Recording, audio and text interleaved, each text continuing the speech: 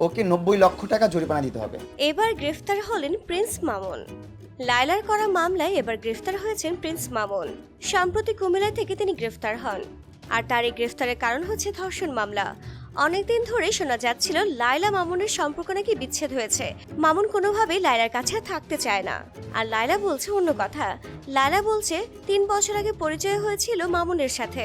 তখন মামুনের থাকার কোনো জায়গা ছিল না। আর মামুন তখন বিয়ের প্রলোভন দেখে লায়লার বাসায় থাকতে শুরু করে তার মাকে নিয়ে। আর সেখান থেকে তারা নাকি একসাথে থাকছে। যখন থেকে মামুনকে বিয়ের কথা বলতো লায়লা, তখন থেকে মামুন নাকি সময় নিতে থাকে। এরপর লায়লাকে ছেড়ে চলে যায় মামুন। আর এটার জন্যই মামলা দিয়েছেন লায়লা। কিন্তু এর আগে অনেকবারও লায়লাকে ছেড়ে চলে গিয়েছিলেন মামুন। তখন লায়লাকে এমনটা করতে দেখা যায়নি। এর কয়েকদিন পরে মামুন আবার চলে এসেছেন লায়লার কাছে। কিন্তু এবার মামুন বলছেন, আমি কোনোভাবেই লায়লার কাছে আর ফেরত যাব না। মামুনও বলছেন অনেক কথা লায়লার বিরুদ্ধে। ওকে 90 লক্ষ টাকা জরিমানা দিতে হবে। লায়লার সাথে আমার যে বিজনেসের সম্পর্ক ছিল সেটা আমি রাখবো না। প্রয়োজনে আমি জেল খাটবো, তারপর লায়লাকে আমাকে একসাথে দেখা যাবে না। এমনটাই বললেন প্রিন্স মামুন।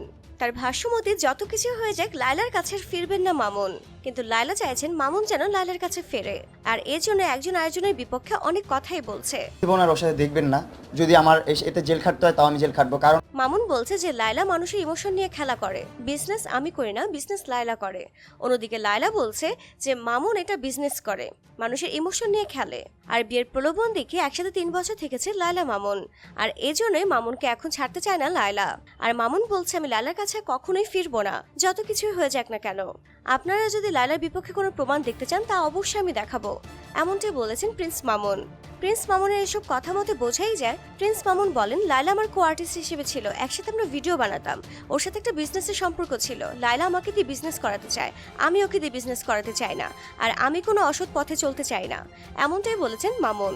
তো ডিয়ার ভিউয়ার্স, প্রিন্স মামুন ও লায়লাকে নিয়ে আপনার কি মন্তব্য অবশ্যই তা কমেন্টস করে জানাবেন।